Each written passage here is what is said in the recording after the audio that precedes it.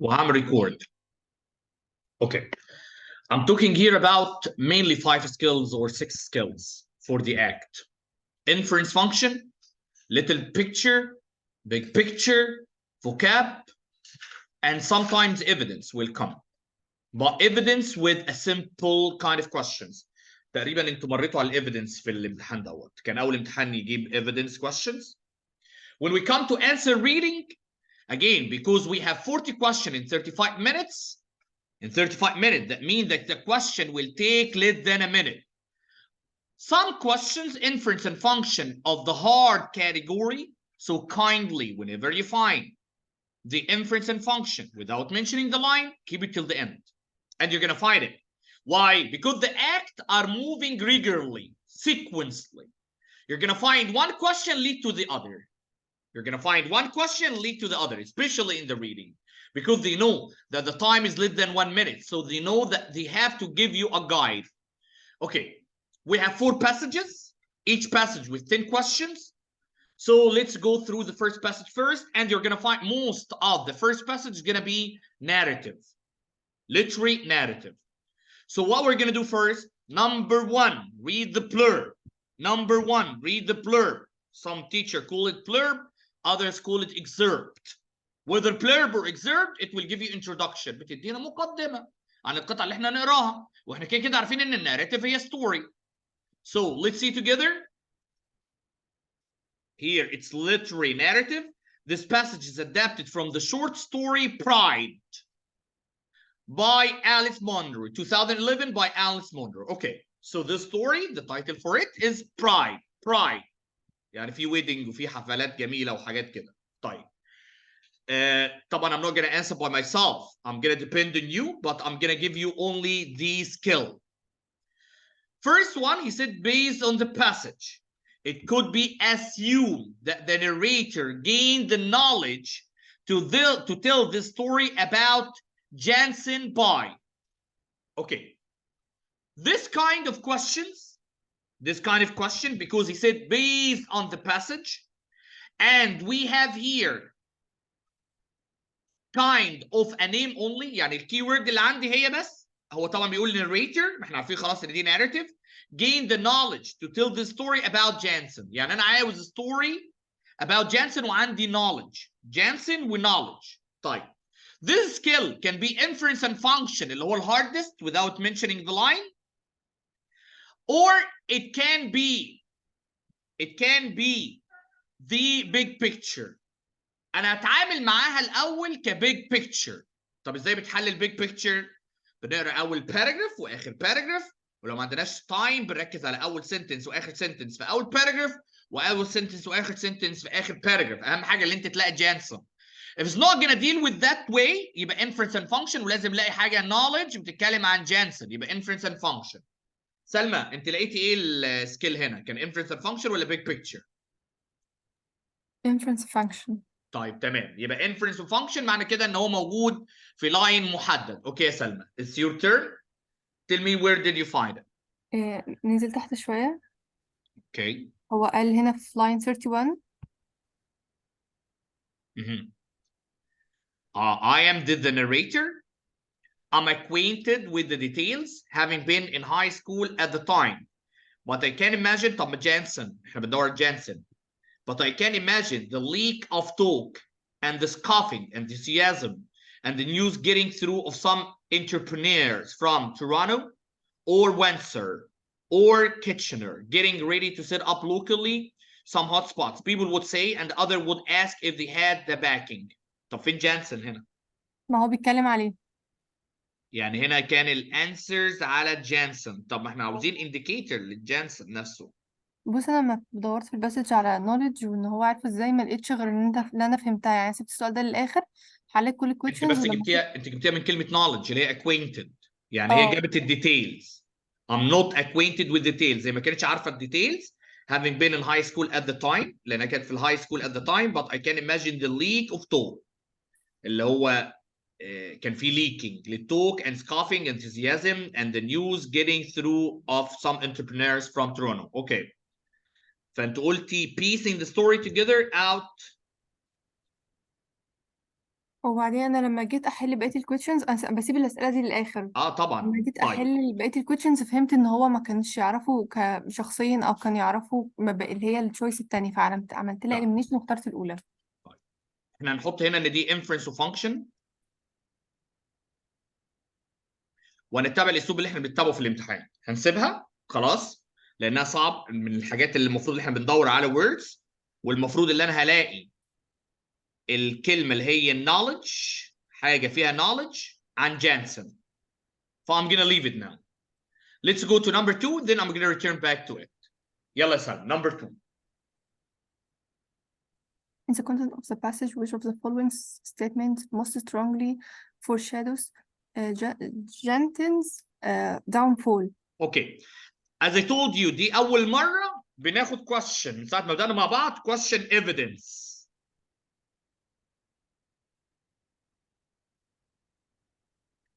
but only with one question. هو ادانا دلوقتي بيتكلم عاوزين حاجه بتعمل foreshadow الجانسون's downfall، لسقوط جانسون. فالمفروض ان احنا we are looking at the lines to find out which of one. خلي بالك اللاينز دي ممكن تدينا الانسر بتاع الفيرست one as I told you as an indicator. فتعالي كده نشوف مع بعض يا سلمى. if Ida's father ran the bank line 6. طبعا بناخد الفول sentence، فهنا بيقول ايه؟ اوكي may you read please. من أول فين؟ من هو line 6 Ida's father. Edith's father ran the bank. اوكي بس هي بناخد اللاين دوت. طيب because now I don't know Ida's father ف I'm gonna take a sentence before. وفي كلمة her a vague pronoun، ركز معايا يا سلمى. her his he she، فبناخد sentence قبل. فنقرا من أول Onidia was لغاية bank. Onidia was an unusual name. Her father, I believe, called her Ada. Ida.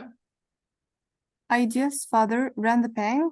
Okay, nothing here, nothing. Talk about what?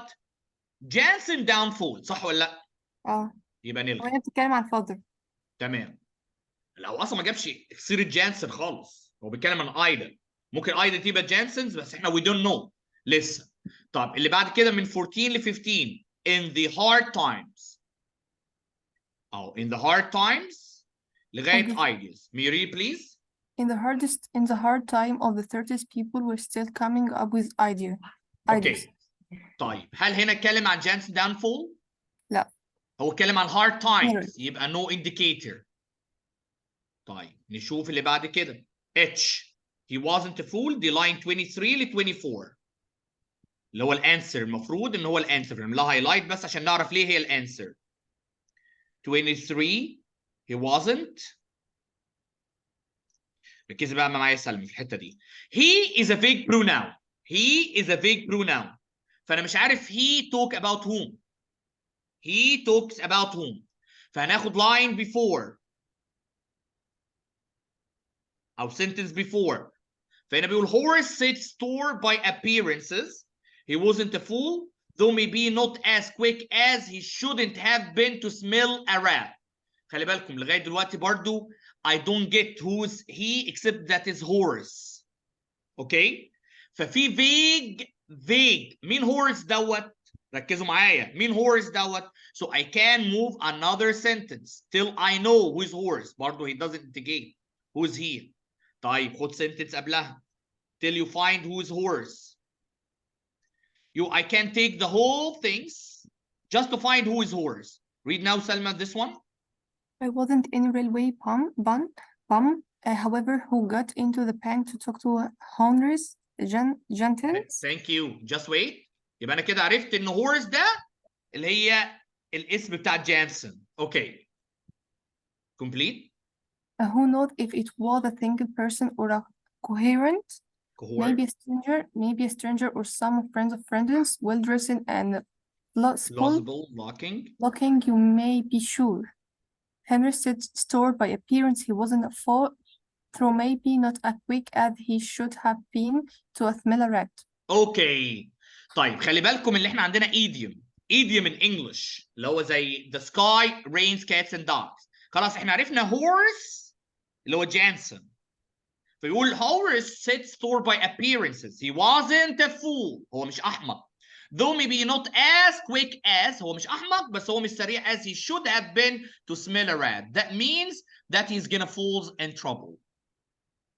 يعني هو مش سريع وكمان ما عندوش ان هو سريع ان هو ايه يعرف ان في مشكله عنده. ف this indicator that Jansen اللي هو اسمه Horace he's gonna fall in a kind of trouble.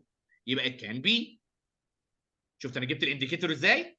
اوكي خلي بالكم ان جي برضه محيره 27 ل 28 27 from Horace 28 them. Okay, may you read please? Horace may have had one himself and had a foundness for them. طب اوكي here it doesn't talk about any kind of downfall ما اتكلمش عن اي مشكله هتحصل له بيقول Horace Jansen may have had one himself and had a fondness for them. طب المشكله اللي انا عندي them ف I'm gonna move another line فهنا بيقول the idea was restriction of the steam driven car such as had been around the turn of century. Horace Jansen may have had one himself and had a fondness for them. يعني معجب بيهم. طب ما جابش اي حاجه فيها downfall. يبقى the only answer that mention a downfall بكلمه الرات هي الجمله دي. وهي mention Horace Jansen. يبقى احنا دلوقتي عرفنا indicator ان جانسون هو اسمه هورس. تمام يا شباب؟ تمام. اوكي. دكتور احمد number 3. Okay. The passage suggests that in considering who convinced Jansen to invest in manufacturing steam-driven cars, most people in town. لحظه بقى خلي بالك لان احنا قرينا دي هنا. قريناها في اللاين ده. صح ولا لا؟ صح. قريناها في اللاين دوت لان كان في حاجه بتتكلم على ستيم دريفن كارز عشان كده قلت لكم في انديكيتورز. هو ده انفرنس اند فانكشن من الهارد بس خلاص انا قريت هنا حاجه بتتكلم على ستيم دريفن كارز. صح سلمى؟ صح. بس نرجع كده لللاين ده يا احمد ونقرا ونشوف فين الكي ووردز that I'm gonna search for. احنا قلنا the passage that it considering who convinced Jansen to invest ان هو يستثمر in manufacturing steam driven cars most people in town. طيب ركز خلي بالك في كمان most people in town. اوكي احنا كان في اللاين ده اهو steam driven cars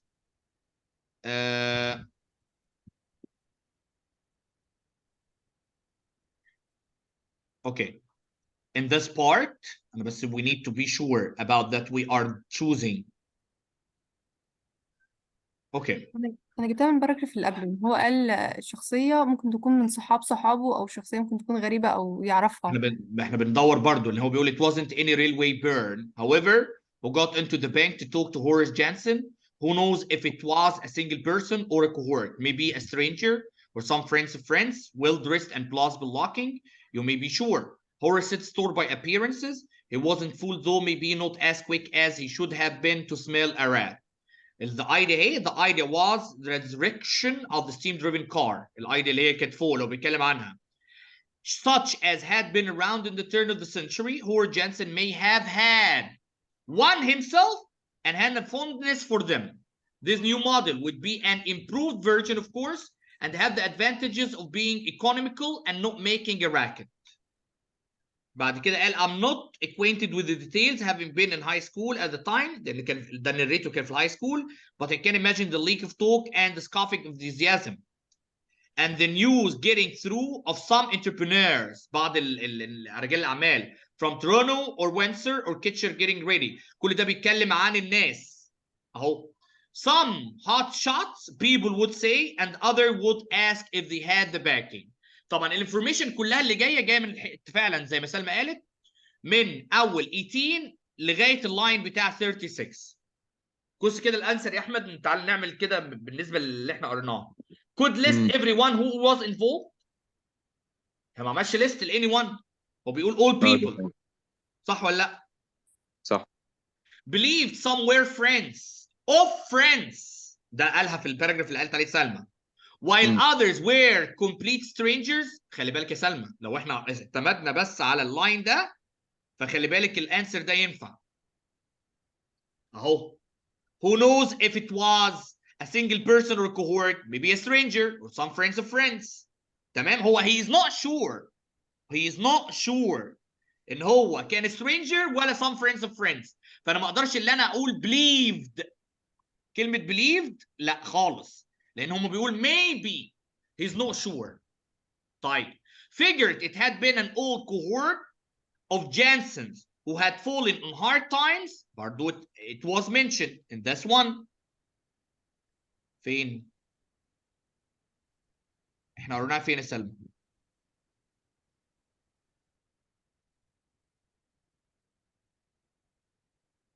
Here. Who knows if it was a single person or cohort? Again, I know that it was mentioned, but again, figured, it's not right. It's not figured at all because they don't know. Indulged in speculation, but didn't know for sure. هو ده الانسر اللي ادانا. Didn't know for sure who it had been because they are not sure, and it will be actually from the line that Salma said. Yes, the idea was mentioned here, but the people was mentioned completely here, that they didn't know for sure who turned this idea into him. So from line 18 to line 24. Salma, you are with me? مع حضرتك. Okay. Let's go to Omar.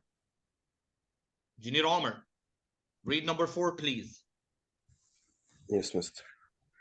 Number 4. Mm-hmm. Okay. Which of the following is true of people's behavior when the Narrator. arranging بعد كده Return to town. Town after has appreciate. Okay. لا, apprenticeship. Apprenticeship. Okay. Okay.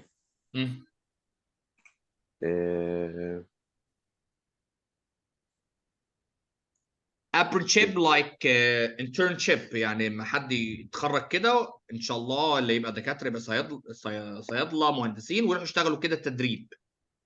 يبقى which of the following is true people's behavior when the narrator اللي هو كان بيتكلم، اللي هو كان في الوقت ده في الهاي سكول، return to town after the apprenticeship. طيب احنا طبعا عندنا ده inference function برضو without mentioning the line, so I'm gonna keep it now.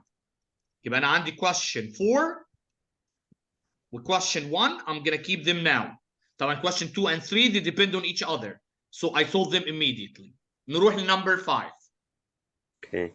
عمر. Which of the following best has paraphrases. Phrases narrators comments in line 14 to 16. Okay, this inference and function, but the easiest. Okay. Why? He mentioned here the narrator comments and mentions the line in line 14 and 16. Okay, let's go to line 14 and 16. From 14 here to 16 till 16. Okay, may you read, please? In the hard times of the 30 people were still coming up the with ideas you can be sure mean were nursing a notion means idea. Okay. Notion means idea. Point to make them $1 million. $1 million in this day was $1 million. I can take this line, no problem. Okay. But in the hard times of the 30s people, where still 30s people طبعا 30s مكتوبة بالcapital, we don't know the indicator for what لأن احنا ما قرناش lines كلها.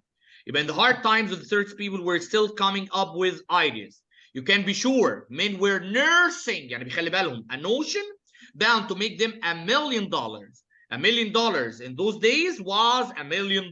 يعني مليون كان مليون. يلا نروح هنا ونشوف why we choose B. for each one. People in their 30s had the best ideas for making money. He didn't say the best ideas. He didn't say the best ideas. بدأها in the hard times. ما قالش best خالص. يبقى I'm gonna delete this. Because times were hard. قال hard times. People were trying to find new money-making schemes. Yes, they said that they start nursing ideas to make them $1 million. يبقى it can be أو أسهل ما يمكن. Men were making as much as $1 million as a year in the 1930s. Number one, I don't know 30s indicate for the year or indicate for their age. Number two, he didn't say that men were making as much as $1 million. He said about the ideas that they're nursing to make millions. So this is wrong. Everyone was sure that they should take their money-making plans to Jansen. He wasn't mentioned at all. صح ولا لا؟ صح تمام. تمام. يبقى الانسر بي. Let's go to زياد اللي ما عملش الهوم ورك. صح يا زياد؟ كان عندي مشكلة في الإنترنت. طب يا زياد انا بس المره دي بس عشان انا بعمل حصص كتير فهفكها لك، لكن المره الجايه هاجي لك القاهره.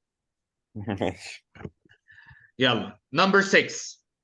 As it is used in line 16, the word nursing most nearly means vocab question. ونيرسينج قريناها اصلا في اللاين دوت وانا قلتها لك اصلا.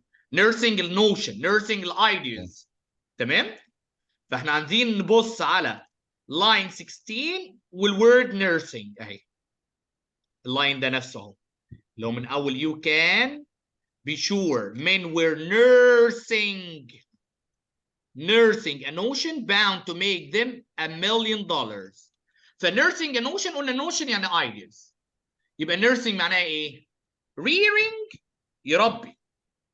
rear يربي اللي هو bring up يربي حد. هل احنا بنربي ideas؟ لا طبعا غلط. educate هل احنا بنعمل educate لايديز؟ لا برضه. هل healing ده يعني curing يعالج، هل احنا بنعمل curing لايديز؟ لا. لكن fostering يعني نعمل تدعيم support. فايه الانسر؟ طبعا fostering. تمام؟ يبقى fostering يعني بندعم بنقوي بنشجع.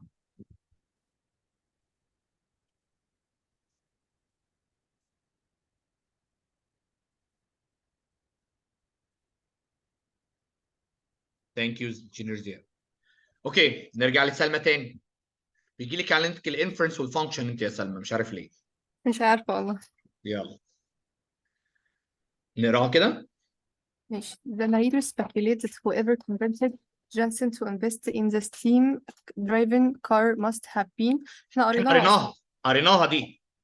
قريناها في الايفيدنس صح؟ كان بيتكلم عن بس خلينا اتاكد كان فين؟ اهي في اللي هو ايوه كان في السنتنس دي. well dressed اهي. well dressed and plausible looking you may be sure. هو ما كانش متاكد مين اللي بيقنعه بس هو اتكلم عن هنا على الستيم كار. اتكلم على الستيم كار برضه ونفس نفس الباراجراف مر في 3 questions. شفت يا احمد زياد وعمر نفس الكويشن نفس اللاينز هو مر عليها في كذا مره. فاحنا عندنا من 17 وبابيرنس برضه يعني من 17 لغايه لا من 18 لغايه 22. خلينا نكتبها. طبعا الاسئله اللي بتيجي زي كده لا احلها على طول. inference function 18 22. طبعا عرفتها ازاي يا مستر؟ برضه من الوردز. Jansen steam driven car must been. طبعا it was mentioned here in this line but the actually answer was here. Okay, read the Salim please. It wasn't any railway pump. However, who got in the bank to talk to Horan Jensen, who know it was a single person or coherent, Cohort. maybe a stranger or some friends of friends. well dressed and possible plausible looking. looking, you may be sure. لاحظ بقى الحاجة الوحيدة قال إن هي sure هي الجزء ده well dressed and plausible looking. You may be sure هو الأنسب في الحتة دي. خلينا نلغي بس اللاين يبقى 19 ل 21 ل 22 بس. 21 ل 22 عشان يبقى إيه كلير لما تيجي تلاقي الأنسر. الحاجة الوحيدة اللي قال إن هو متأكد إن هو هيقنعه هو well looking as was and well dressed and plausible looking. Okay, let's find the answer now, Salma. أقرأ. Well dressed Hintons would have been impressed by someone who looked affluent. Okay, so well dressed was mentioned. Let's look at the other one. ماشي. wealthy otherwise هو اصلا انا اخترت well dressed ما كملتش اقرا الصراحه. تمام، يعني انت بصيت على اولانيه وانا معاكي. well dressed لان it was mentioned. قال لك for sure. الراجل الوحيد اللي قال maybe sure. ده انا متاكد ان هو فعلا على well dressed. wealthy لا. elderly لا. intelligent لا. it wasn't mentioned. Okay, thank you سلمى. Okay, ايه دكتور احمد. Okay. Based on the passage, it's most logical to conclude that the original steam-driven cars were. Okay. Okay. في هو دلوقتي لا inference وفانكشن برضو لا little picture. طب اللي انت قلت little picture مستر لان هو قال conclude فتبقى على conclusion على last thing وممكن تبقى inference وفانكشن. انت ايه رايك ايه يا احمد؟ inference وفانكشن ولا little picture؟ little picture. طيب نشوف كده الكونكلوجن. Okay. Can you find the answer in this paragraph? معايا؟ مع حضرتك بحاول الاقي انسر هنا. طيب احنا حليناها. المفروض اللي احنا بنتكلم دلوقتي لا اما inference function وقال conclusion. فانا عشان اكتب conclusion ابص على last paragraph. فبيقول if I picture Onidia and her father on these journeys and to and from Hosburg, I see him riding in the back seat and her in front like a chauffeur. It may have been that he was too bulky to ride up beside her. ما اتكلمش على لغايه دلوقتي. I don't see Onidia looking downtrodden or unhappy at the arrangement, nor her father looking actually unhappy. Dignity was what he had, and plenty of it. She had something different when she went into a store or even walked on the street. لغايه دلوقتي ما جبناش حاجه من keywords. There seemed to be a little space cleared around her, made ready for whatever she might want or greeting she might spread. She seemed then a bit flustered, but gracious, ready to laugh a little at herself or the situation. Of course, she had her good bones and bright looks, all that fair dazzle of skin and hair, so it might seem strange that I could feel sorry for her. The way she was, all on the surface of things, trusting. ما اتكلمش عن حاجة غير Onidia. ما اتكلمش على keywords بتاعتنا. يبقى دوت inference وfunction. function.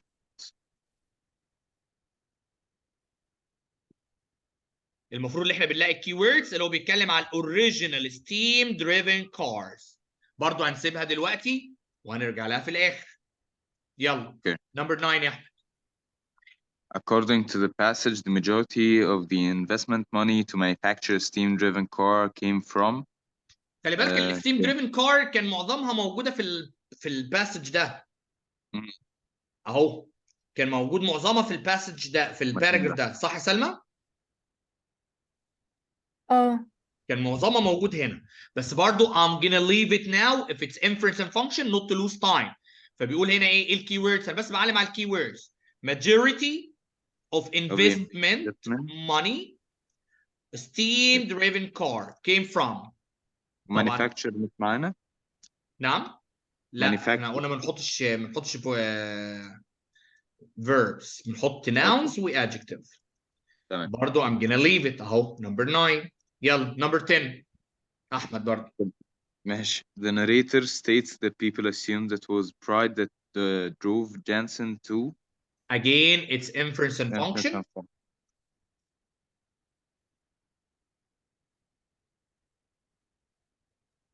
We have also, so the narrator stated that people assumed it was pride, يعني من الفخر, that drove Jansen to.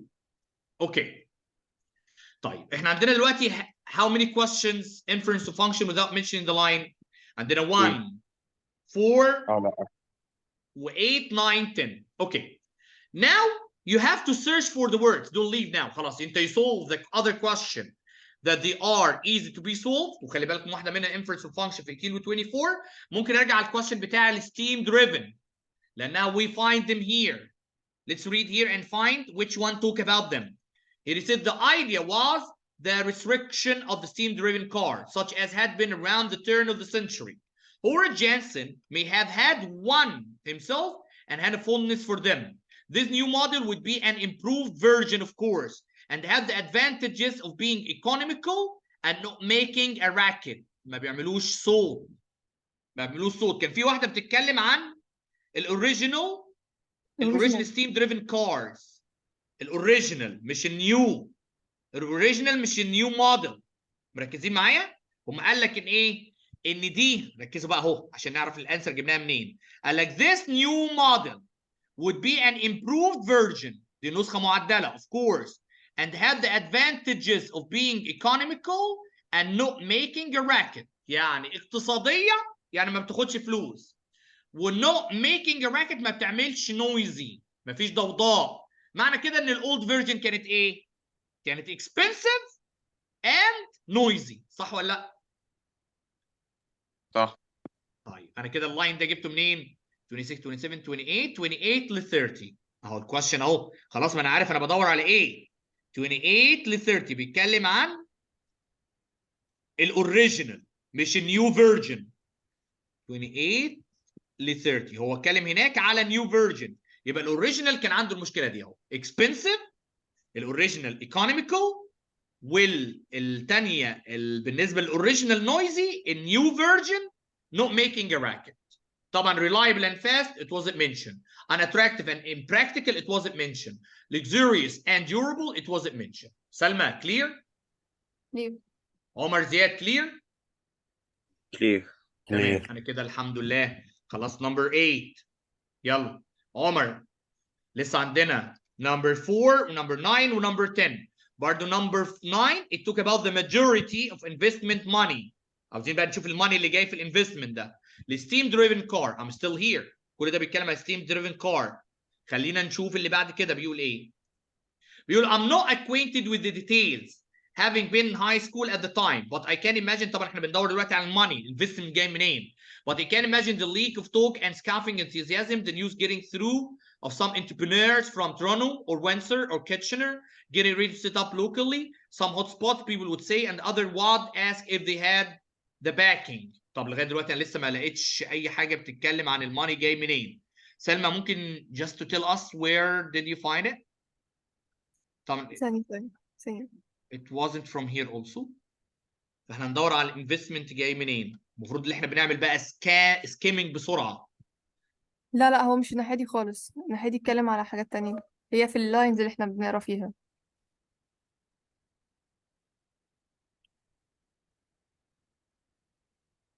هو بص انا فهمتها من هو لما هو راح علشان اللي شجعه ان هو يعمل انفستمنت في البنك.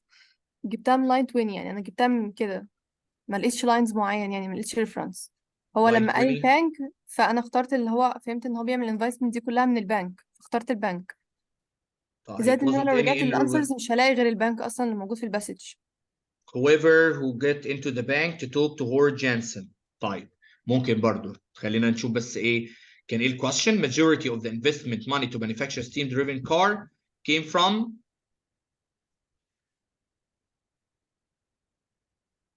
however who got into the bank to talk to Howard Jansen who knows if it was a single person or cohort. طيب خلينا برضو نبص من الاول معلش. in Summers Ida's father ran the bank. Ida's father يبقى Jansen هو Ida's father. Even in those days banker came and went. I supposed to keep them from ever getting too cozy with the customers. but the Jansens have been having their way in town for too long for regulation or matter, or that was how it seemed. Howard Jansen has certainly the look of a man born to be in power, a heavy white beard and bonder. لا الانسر من هنا يا سلمى. الانسر من هنا هو اللي عنده الباور وكان الناس بتروح له اهو شباب عشان تبقوا شايفين. قال مش من اول طبعا اونيديا. Her father, I believe, called her Ida. Ida's father ran the bank. Even in those days, bankers came and went. I suppose to keep them from ever getting too cozy with the customer. But the Jansen had been having their way in town for too long for any regulation to matter. Or that was how it seemed. Howard Jansen had certainly the look of a man born to be in power, a heavy white beard, and a ponderous expression. All of this include that Jansen is the banker or the manager of the bank, and all people going to the bank just to invest. تمام يا شباب؟ تمام.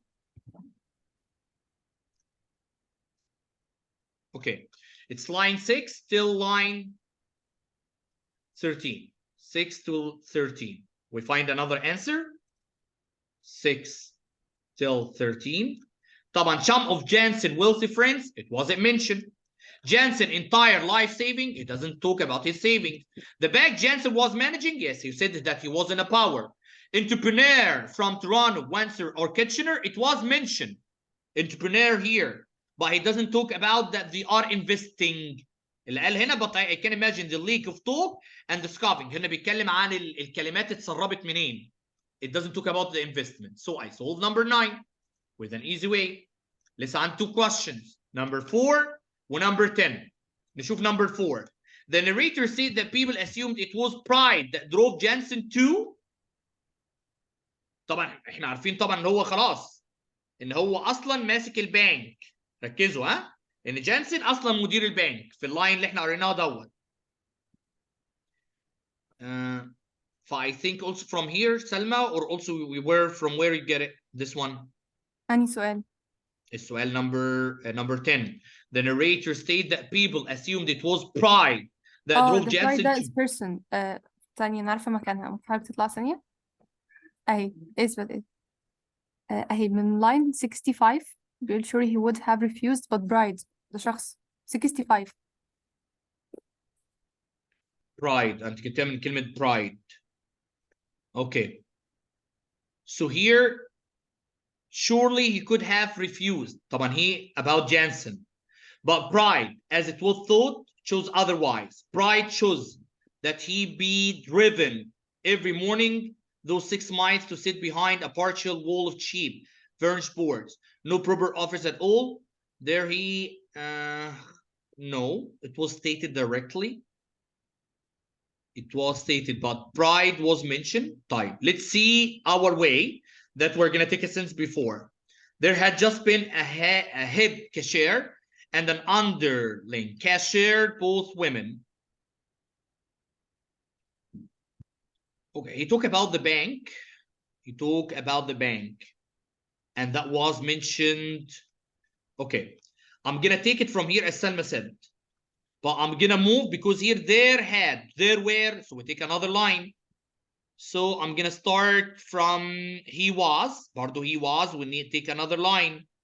Him, take another line. His, take another line. So I'm gonna take from here. Other bank.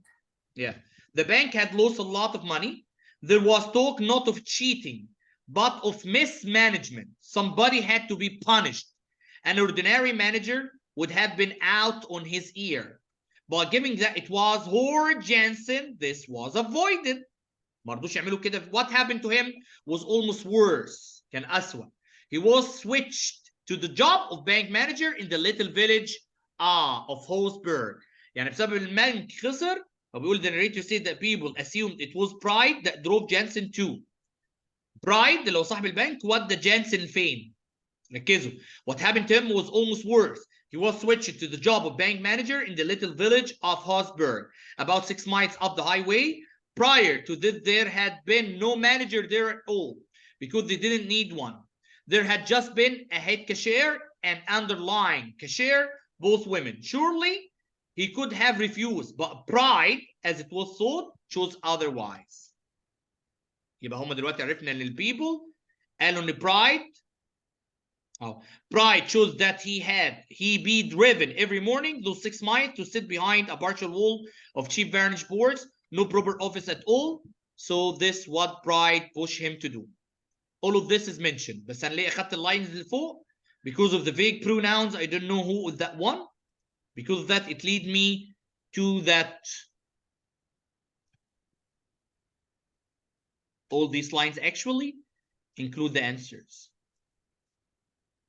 ان هو عاقبه ان هو يبقى ماسك هوسبرج بانك.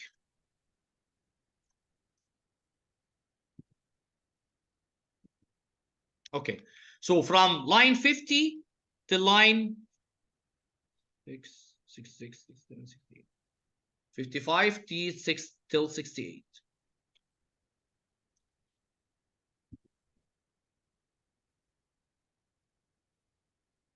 So again, I find this one. So pride push him to do what? Invest in steam-driven cars? No, pride wasn't mentioned this one. Agree to manage the Hosberg bank? Yes. Look miserable. Why media drove him to work? No. Create a makeshift office out of Varnishport. طبعا خلي بالكم create a makeshift هو قال out of Varnishport it was mentioned. But makeshift it wasn't mentioned لأن هو كان برضه هو manager. So the answer is G. Clear يا شباب؟ Yeah.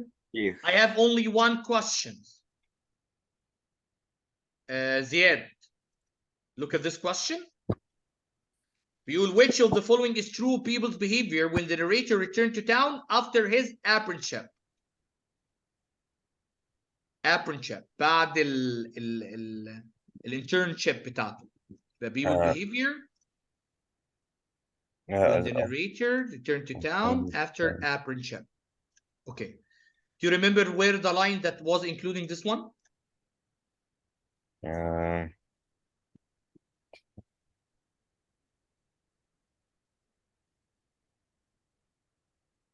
35.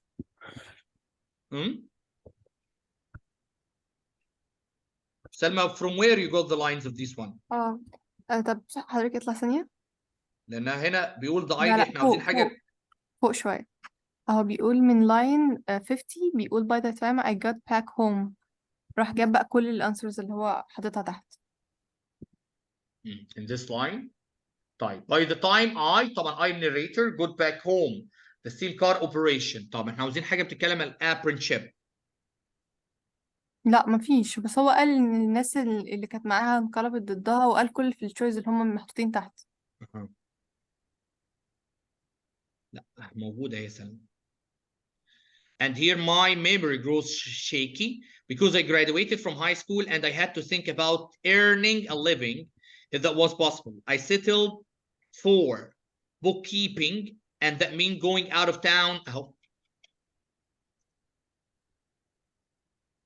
Apron to an outfit in gold. By the time I got أنا عارف طبعا بس احنا لازم نجيب اللاينز بتاعتها. اما رجع بقى جاية من هنا. فالمفروض I'm gonna take from this one.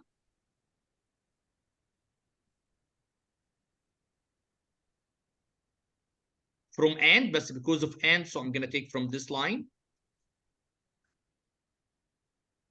till the end of the paragraph.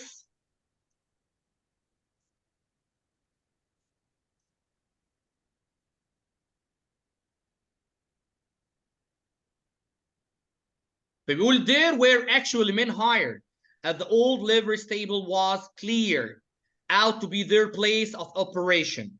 And here my memory grows shaky because I graduated from high school and I had to think about earning a living if that was possible. I settled for bookkeeping and that meant going out of town for aprons. خلاص هو طلع للتدريب اهو. To an outfit in Goldrich. لكن انا مش انا ما قلتش ما طلع، احنا قلنا لما رجع returned back. يبقى مش زي ما سلمى قالت من this line. By the time I go back home, the steam car operation was spoken of with scorn by the people who had been against it, and not all by those who had prompted it. The visitors to town who prompted it had disappeared. Okay. نشوف بقى الأكت اللي عندنا. Visitors who prompted steam cars had left town. It was mentioned. People in town blamed the loss of money on Jansen having cheated. It wasn't mentioned at all. People in town who had favored the plan to bring back steam cars stopped speaking of the cars. Yes, it was mentioned. People who had been against the plan to bring back steam cars spoke of cars scornfully. Yes, he mentioned that. You will answer 1, 3, and 4. Clear يا شباب? I want to get the lines from 44 till 54. And like that, we finished this one. Okay, let's go to the other one. Good morning, streamer Adam. مستر واحنا كنا لسه محلناش أول question. The first question? في I'm sorry. Yes, okay. Yeah, let's go to the first question. I think now we have a clear ideas about everything.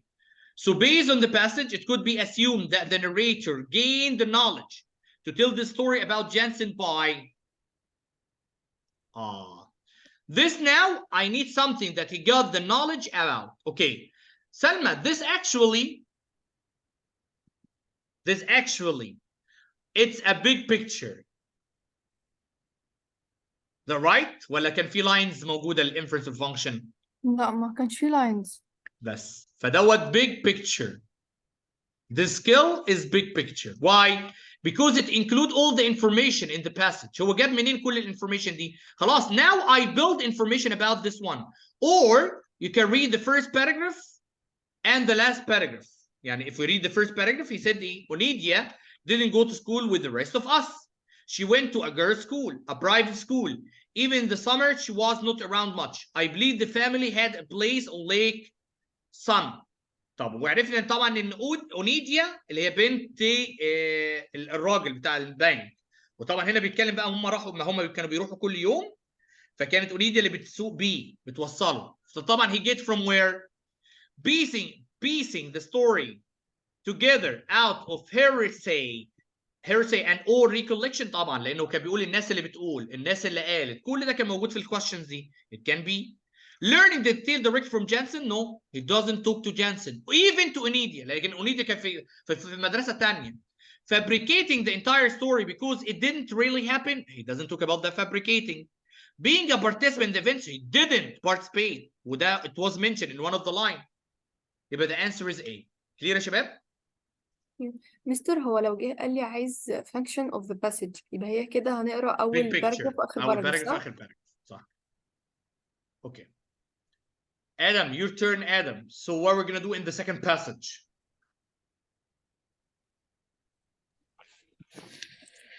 هنقرا التايتل في الأول. Okay. So we're gonna read the blurb or excerpt. Yeah. No indication about what happened here. So it said social science passage A is adapted from Plastic, a Toxic Love Story by Susan Frankel. 2011 by Susan Frankel. Passage B, take care. This is the paired passages.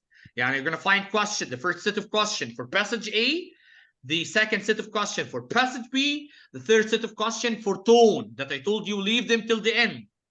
So passage A, Toxic Love Story by Susan Frankel. Passage B is adapted from American Plastic, A Culture History by Jennifer L. Malik, 1995 by Jeffrey Malik. Okay, let's go to the first question. بيتكلم عن first passage. Okay, may you read please, streamer Adam, and tell me what is the skill? Okay. In the context of passage A, the author uses the description of a fountain pen, line 15 to 16, most nearly to Okay, so this inference and function, some function. the easiest one. Why? He gave us the clue, keyword, and the line. Yes, so we need now a fountain pen, line 15 till 16. Okay, let's find 15, 16. Fountain pen is here. So I'm gonna take this one, and if we need to move a line before, we can. Let's read now. streamline a fountain pen, and even the stolen items declared we are hurtling toward the future here. Okay, do we need to move a line before? I It said think streamline a fountain pen, and even that stolen item declare we are hurtling toward the future here.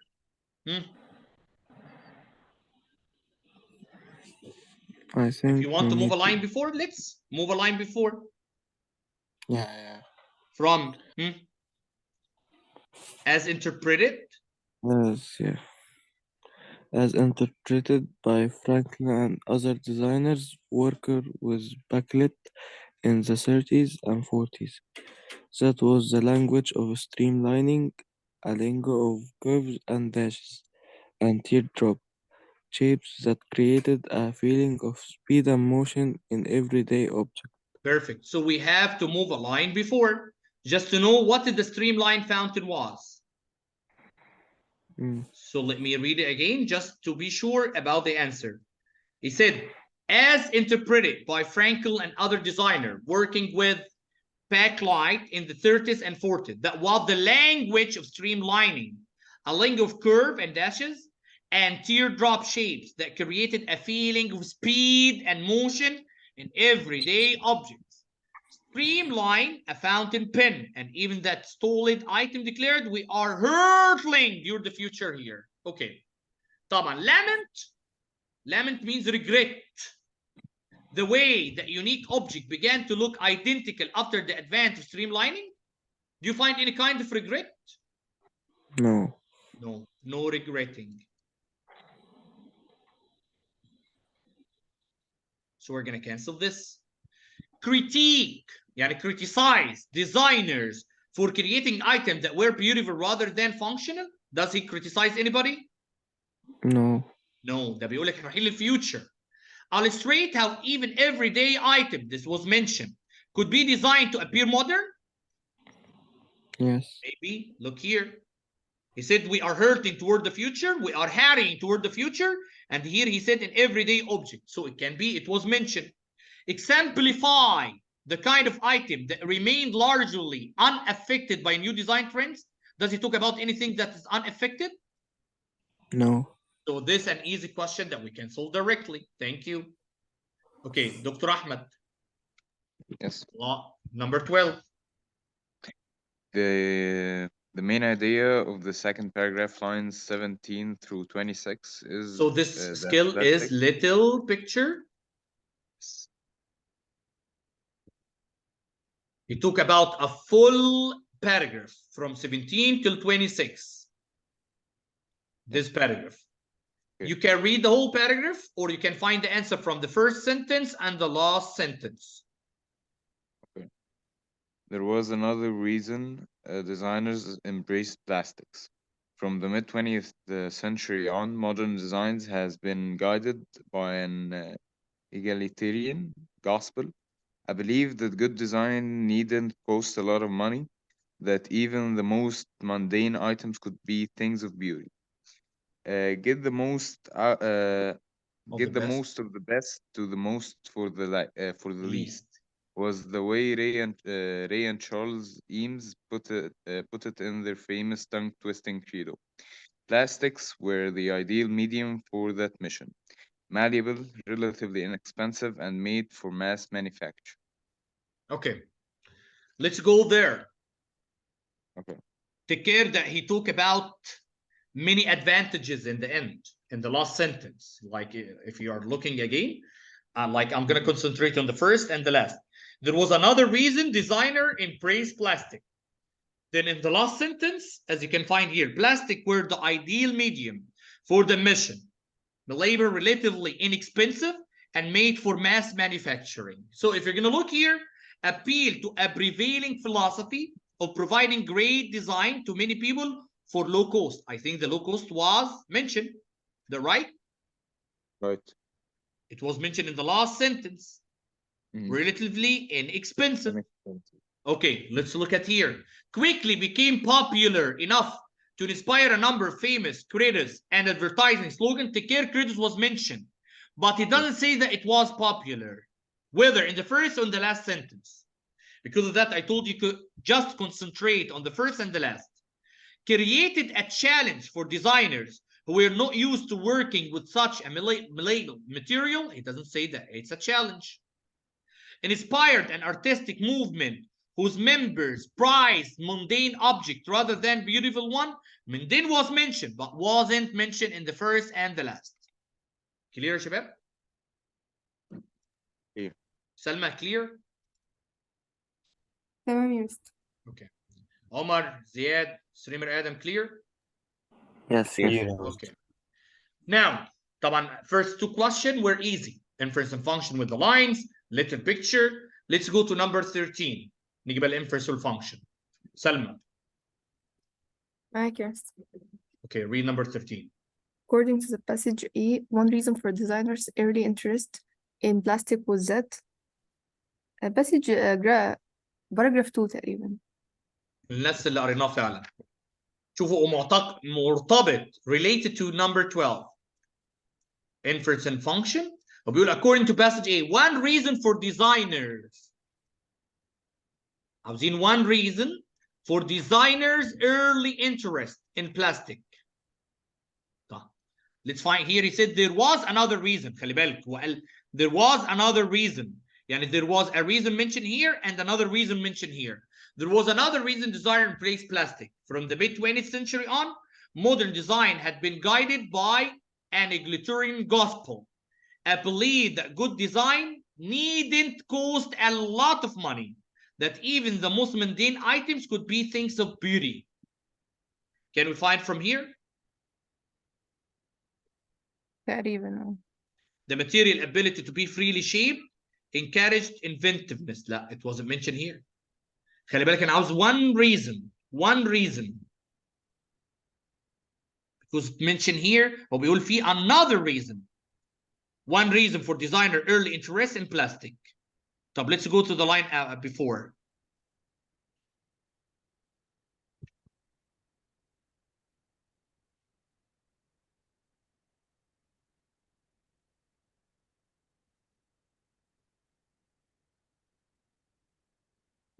Did you find the answer here?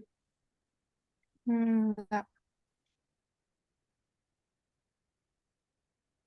Because here he mentioned one, the problem that he mentioned another reason. How one reason? It was indicated.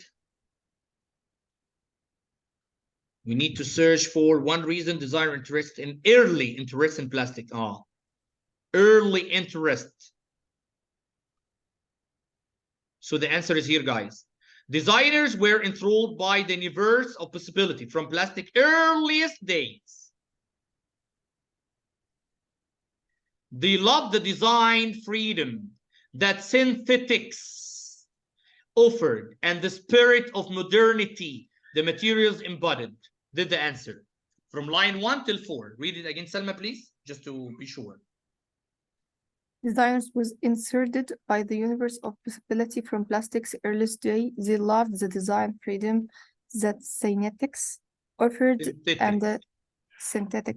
offered and the spirit of modernity the material embodied. Okay, if you look at the answer now, this from line 1 till 4, you're going to find that they talk about the material ability. Synthetic means how to invent, how to manufacture, تصنع. To be freely shaped, encouraged inventiveness. Again, he said here, designers were enthralled by the universe of possibility from plastic earth days. They loved the design freedom synthetic offered and the spirit of modernity and materials embedded. Clear, Selma? Okay. Here he said consumers. He didn't talk about consumer at all. A person creating everyday items out of plastic was seen as a bold risk taker. It wasn't mentioned. Older materials like Bakelite were difficult to work with. It wasn't mentioned. Thank you, sir. 14. Engineer Omar. Yes, Mr. Read it. Number 14. Okay, it can be inferred from passage A that before the 1950s,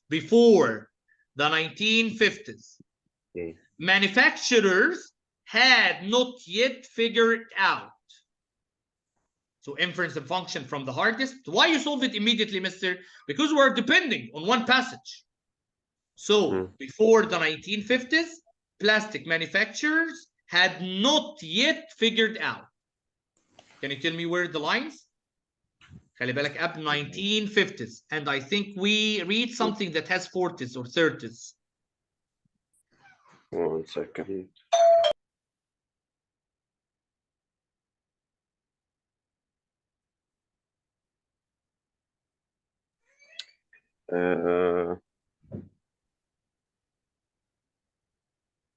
If you find the line, just tell me, guys, please.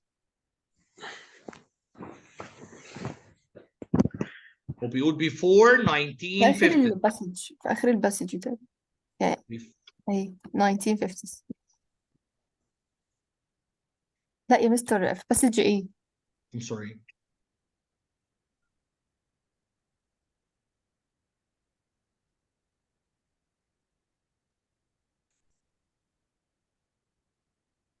يعني in 1950 he said polymer technology improved during the 1950. It was improved as manufacturers figured out طبعا after 1950, not before, figured out how to make better plastics, and even more important, how to match the right polymer with the right application. But the damage to plastic reputation has been done. We'll forget about this one. Okay, here the answer. Which plastic were best suited to specific purposes? Does it mention this here? Polymer technology improved during the 1950. How to make better plastic, and even more important, how to match. Yes, how to match. How to match. يبقى قبلها ما كانش بيعرفوا يعملوا match which plastic were best suited to specific purposes. يعني هنا بيتكلم how to match the right polymer with the right application. Thank you, Salman. So from line 40 till 43, we're going to read it now, Omar. Line 40 to 43. طبعا this a kind of reverse question, لأن هو بيسأل عن before the 1950 وهنا اتكلم عن after 1950. Read please. Omar. Okay. Polymer technology. Polymer technology improved during the 1950 as manufacturers figured out how to make better plastics and even more important,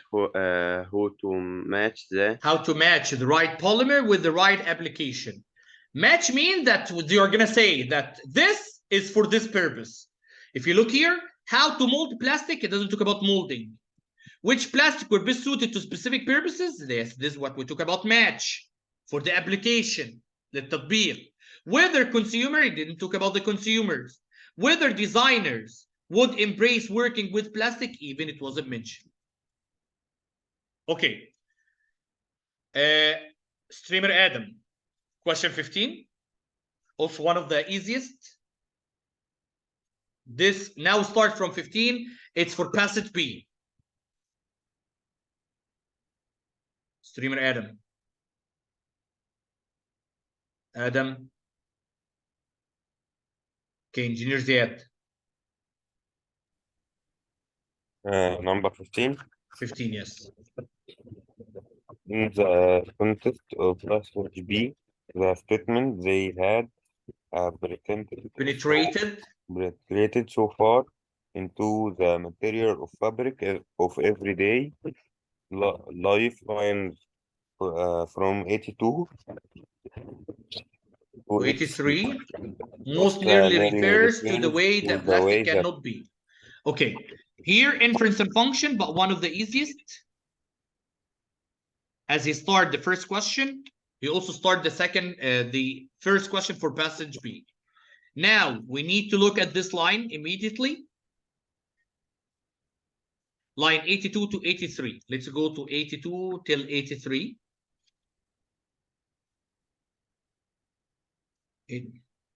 From here. So I'm going to complete the sentence. I have to complete the sentence. till the full stop. There is another thing. I have they, and they is a big pronoun, so I have to take a sentence before. Let's read now Engineer Ziad. I'm going to read it with you. The average person was conditioned to plastics. They had penetrated so far into the material fabric of everyday life that their presence could not be denied, no matter how many people consider them second-rate substitutes or a sad commentary on modern times. Okay, let's go there to find the answer. هنا بيقول pervasive to the extent that they were integral to people's routines. خلي بالك هو اتكلم عن people routines here. If you're gonna look, it said the average person was conditioned to plastic. يعني الراجل العادي متعرض للبلاستيك.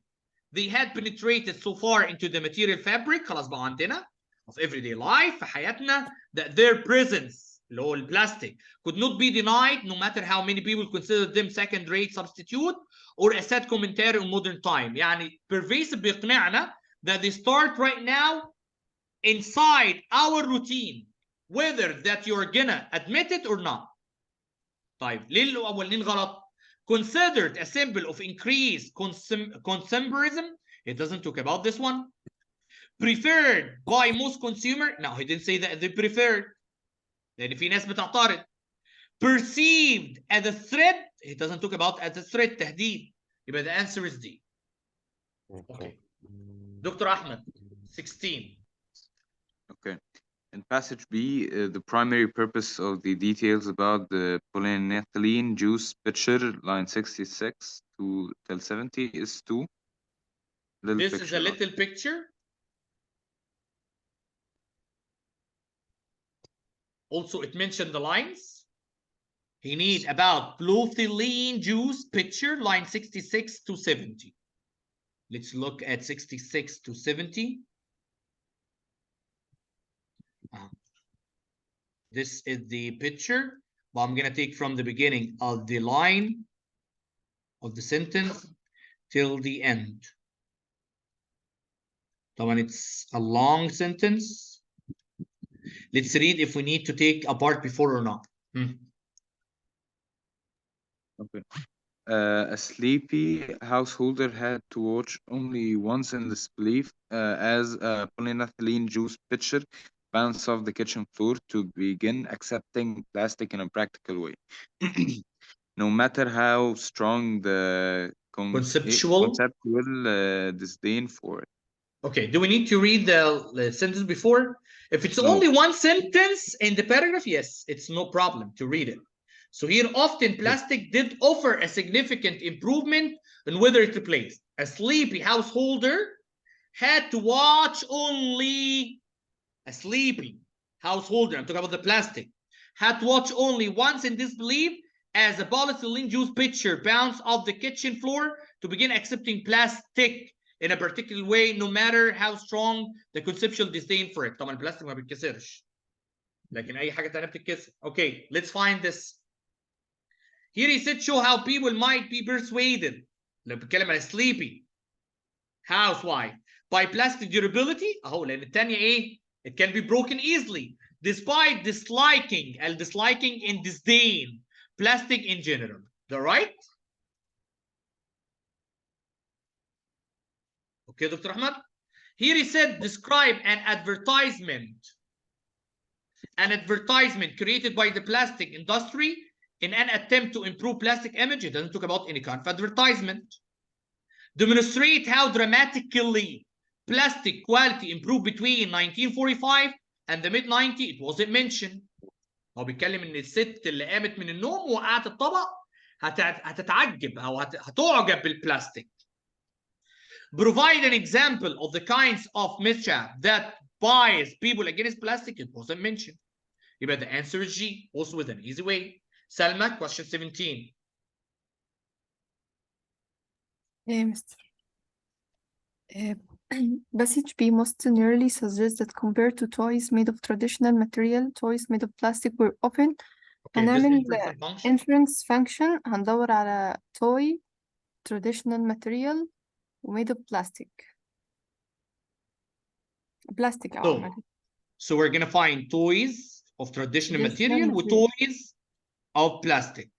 Okay, let's go.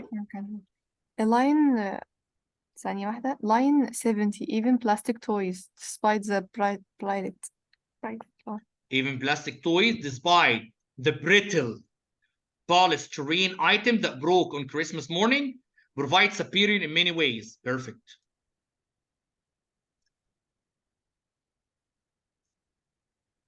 A toy soldier of molded polyethylene, دي الماتيريال اللي هي مش البلاستيك, could not scratch the furniture as readily as an old-fashioned lead soldier.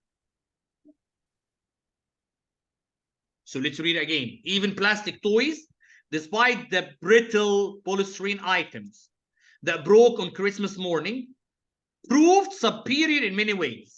A toy soldier of molded polyethylene could not scratch the furniture as readily as an old-fashioned lead soldier. يعني مش هيعمل scratch الفurniture. Take care. يبقى line 70 till 74.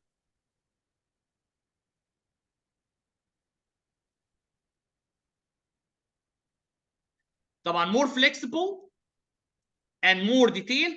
He mentioned more flexible, but no more detailed. Less costly and sturdier, it wasn't mentioned. Less durable, yes, but less durable because it can be broken. But less destructive, قال لك ما بيعملش scratch لأي حاجة. More popular, it wasn't mentioned. Thank you, Salam. Okay, now from 18 till 20, we call them mostly tone questions. Mostly tone question. Why? Because they are comparing and contrasting between passage 1 and passage 2. Let's start with Streamer Adam. Streamer Adam, are you with us? Yes. طب رحت فين يا ستريمر ادم؟ انا ناديتك المره اللي فاتت برضه ناديتك امبارح، رحت فين؟ مش عارف ما لاحظتش. يلا يا 3. 18 read it. Okay. To support their claims about the public's perceptions of plastics during the time periods discussed in the passages, both passages authors. Okay, take care. Now we are talking about tone. For both passages, we need something that come in both passages. He said to support their claims about the public perception of plastic during the time periods discussed in the passage, both passages authors. If you're going to look here, you will find that both of them start mentioning quotation marks. Look here, in the vernacular of the 20th century, and it end here. You're going to find others also. This in the first passage. So he mentioned words of people, dignity. Here also, let's find that he mentioned these things or not. Also look here. He said, agitated a lot over the years, SPI and the Trade Association for the Plastic Industry to quit trying to convince people that plastic is not bad. It was a waste. So these are a kind of quotation, as you can find, selling the manufacturer. So both of them start mentioning quotation. طبعا this kind of question is better to leave it at the end. يبقى quote people who used to wrote about plastic. Analyze publication that prompted plastic. One of them also that make this. One of them that passage 2, not passage 1. Define key concept used to market plastic. No, both of them doesn't talk. Personify artwork or object made of plastic. This passage 2, not both passage. So the answer is F. Clear, Adam? Yes. Okay. Okay, Engineer Omar. Engineer Ziad. 19. Both passage just sick that one bias. Bias. احنا عارفين كلمة bias come from the word bias بالعربي. Bias. One bias. The public held in the post-war years. Was that item made? Where? طبعا both of them again tone.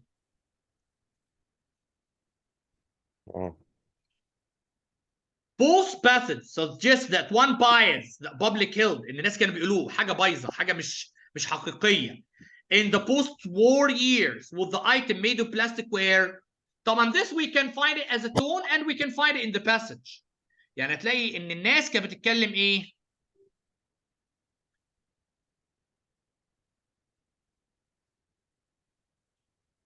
It was mentioned in the lines.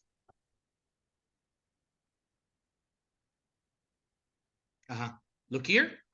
It was mentioned this one. This impression was exacerbated by people's unfortunate experience with plastic in the immediate post years.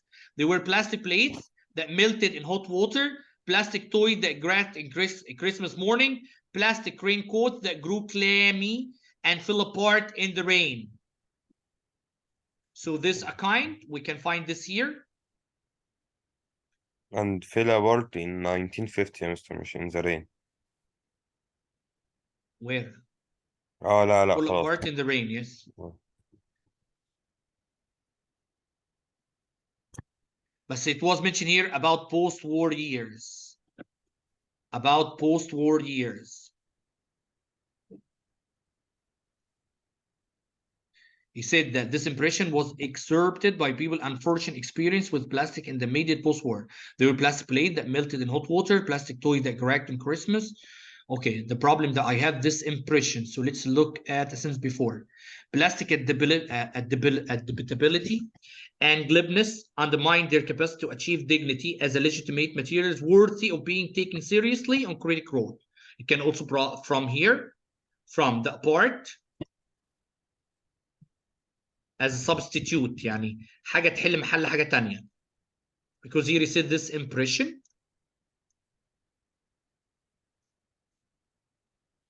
So from line 32 till 37. This is in the first passage.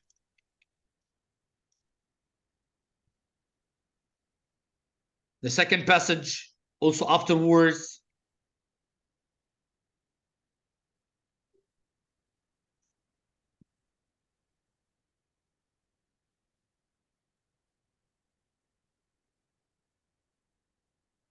If you find it, please just tell me.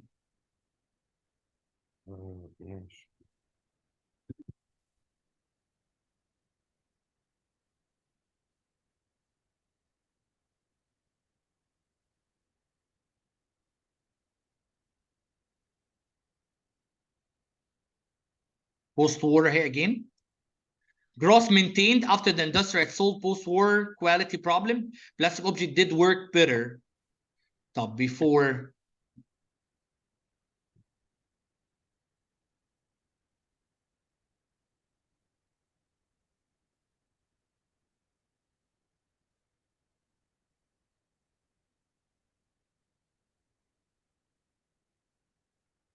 It was mentioned here post-war, but it wasn't mentioned that post-passage bias of public health in the post-war years was that item. It doesn't mention that they have a bias.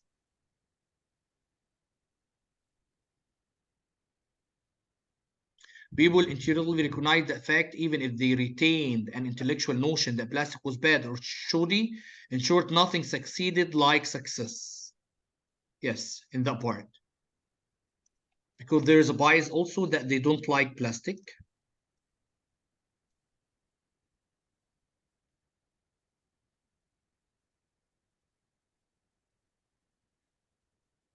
He said most of the time, Gross maintained after the industry had solved power quality problems, plastic object did work better. Things made of plastic were better designed and lasted longer. People intuitively recognize that the fact, even if they retain an intellectual notion, notion that plastic was bad or shoddy. In short, nothing succeeded like their success. This is also from line 58 till 64.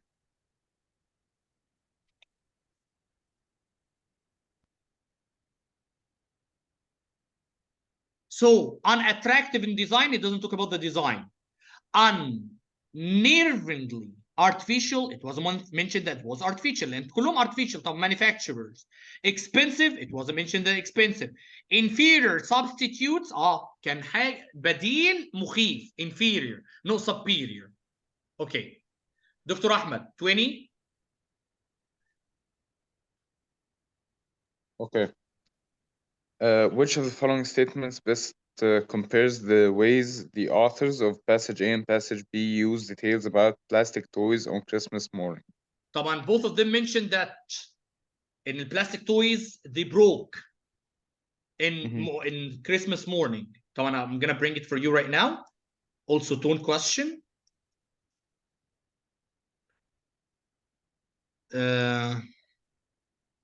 I just read it here. One of the highlight. If you find Christmas, please just tell me. Okay. It's in line between 70 and 75. No, I'm talking about here first. Here? Passage 1. Okay.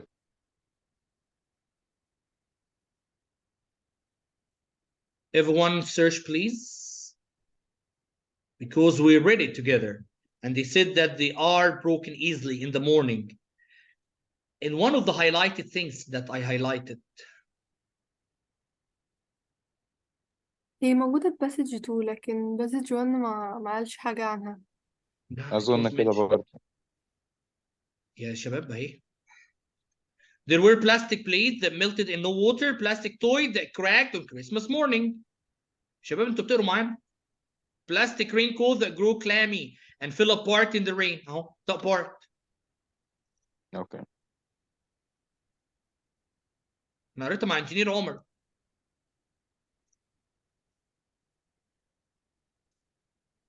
اهو يعني البلاستيك toys, it was mentioned here. Plastic toy that cracked on Christmas morning.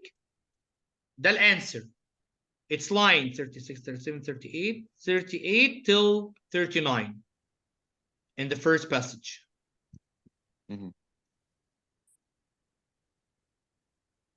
Second passage. Even plastic toys. Even plastic toys despite the brittle polystyrene item that broke on Christmas morning. نفس الكلام. نفس الwords. Provide superior in many ways. So here 70 till 72. So now we know that they broke in early morning.